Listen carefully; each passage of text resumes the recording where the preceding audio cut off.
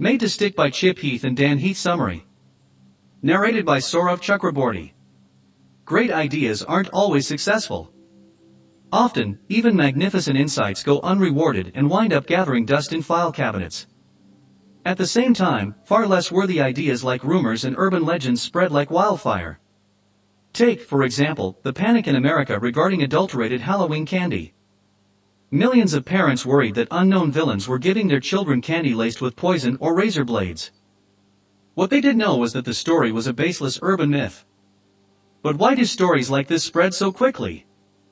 And why are they so hard to stamp out? Quite simply, they share two key qualities: they are memorable and people are eager to pass them onward. By taking advantage of these two principles, any idea can be designed so that it's sticky and popular.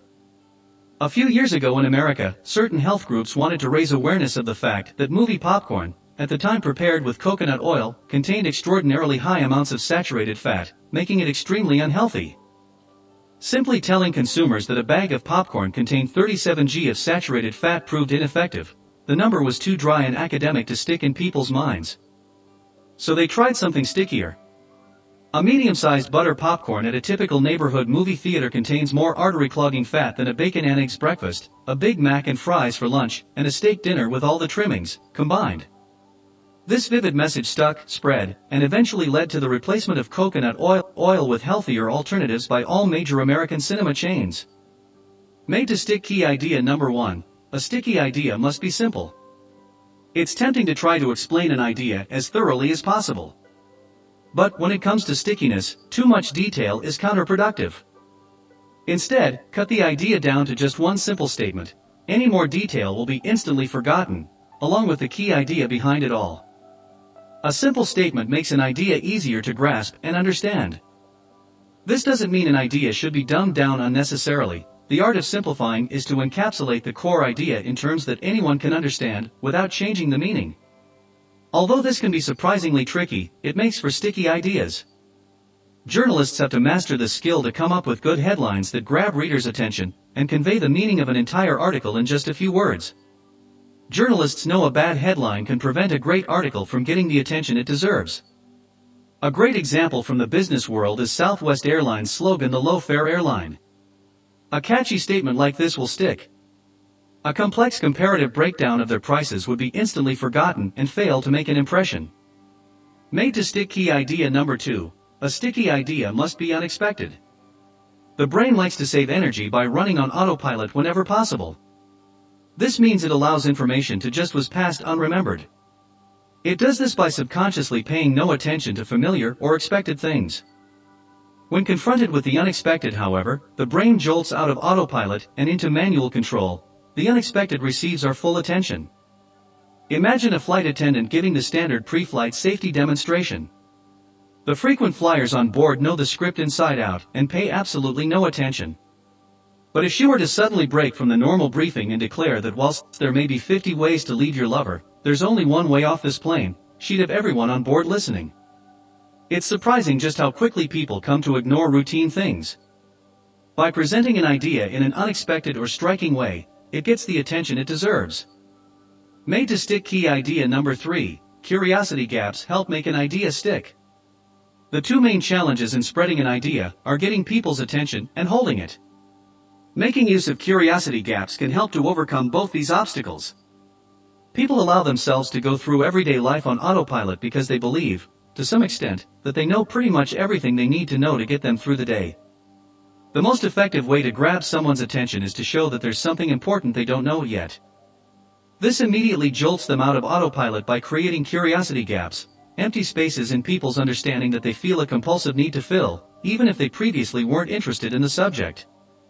Detective novels are the perfect example of this, using tantalizing clues and red herrings to keep the reader guessing whodunit. The curiosity gap technique is so successful that celebrity gossip magazines often use it several times on the front page. It's proven to boost sales. This is because the only way to satisfy the urge to fill the curiosity gap is by reading the rest of the story. Curiosity gaps can only be created by something unexpected.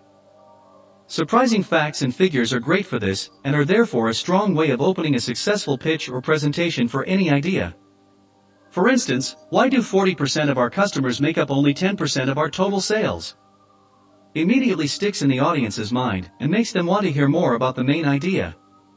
Made to stick key idea number 4, sticky ideas are concrete and descriptive. People tend to express themselves in an abstract manner. The more we know about a subject, the more we couch explanations in abstract terms.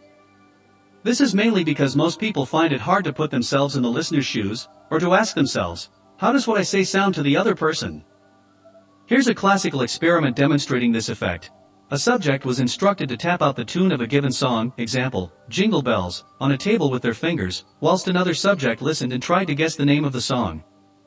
Although the listener heard only the taps on the table, the tapper also heard the melody in their head.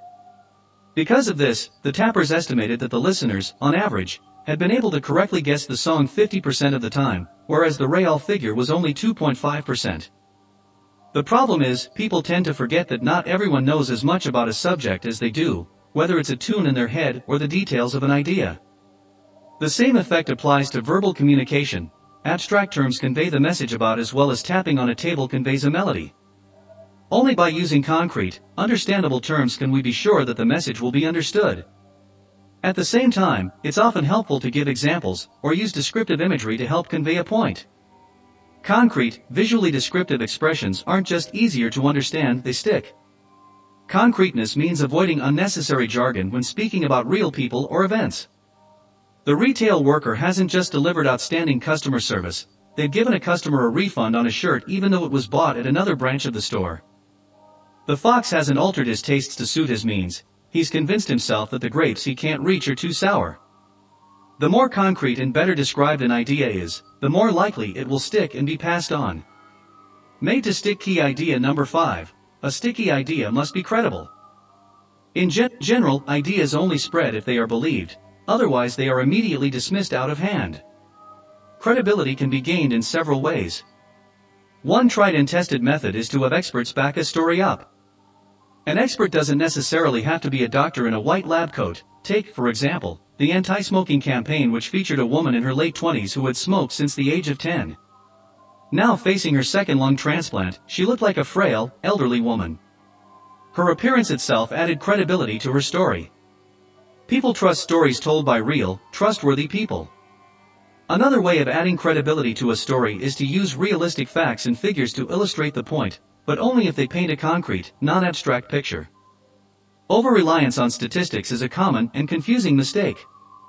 An example of effective use of statistics is the anti-war campaign that claims the world's combined current nuclear arsenal has 5,000 times the explosive power of the bomb that destroyed Hiroshima. This gives the audience a common reference point, the imagery of the destruction at Hiroshima, and challenges them to imagine 5,000 times that force. As this is essentially incomprehensible, it underlines their key idea, that nuclear proliferation has gone too far. As an added bonus, the audience now has a ready-made statistic to use to pass the message on to others. Using the audience itself as a reference is particularly good at bestowing credibility. Ronald Reagan's electoral slogan directly addressed voters, "Ask yourself, are you better off now than you were 4 years ago?" People often trust their own judgment more than they do an expert's, so if the audience can personally verify your message, it is particularly credible. Made to stick key idea number 6. Emotional appeals inspire people to action. To get people to donate to aid appeals for starving African children, there are two possible approaches. Either present facts and figures that powerfully demonstrate just how many millions of children are starving, and how many die every day, or show a picture of just one child in need who could be saved by a donation. The first approach appeals to the analytical part of the mind. If the statistics are credible, we consider them, but probably won't take any action. The second approach appeals directly to our emotions. We find it just as credible as the first approach. After all, we can see with our own eyes a human being who is clearly starving, but more importantly, it inspires us to take action. This is because emotions are the main driving force behind human behavior, rather than reason and statistics. So, if the aim is to get people to take action, the message needs to appeal directly to the emotions. An anti-smoking campaign will make a bigger impact if it shows pictures of people whose lives and bodies have been destroyed by cigarettes. These types of pictures move the audience, whereas facts and figures barely have any emotional effect. Focus on emotional triggers rather than dry facts when presenting an idea. Made to stick key idea number 7. Appeals to action are most effective if there's something in it for the audience. Emotional appeals work because people are more interested in other people than in facts and figures. But people are most interested in one person in particular, themselves. Before going out of their way to do something, people always ask, "What's in it for me?" So an appeal will be most successful if it can demonstrate that there's something in it for the audience. To capitalize on this, a company shouldn't just list the features of, say, its new TV. It should show customers how these features could benefit them personally. The customer needs to be able to see themselves, in their mind's eye, sitting on the sofa at home, enjoying the benefits of these great new features. This mindset was applied in a campaign in Texas aiming to discourage young people from littering. It coined the phrase, "Don't mess with Texas," and had it read out by Texan celebrities and athletes from local sports teams that the young Texans could identify with. The "What's in it for me?" in this case was for the young people to feel connected with their role models through their behavior. The campaign made them think, "Real Texans like me don't leave litter on the sidewalk." Made to stick key idea number 8. Ideas stick best when they're told as stories. A story is like a flight simulator for the brain. It allows us to get inside the action and anticipate how we might react in the same situation. Often when trying to spread an idea, people make the crucial mistake of getting rid of the story behind it in favor of an empty slogan.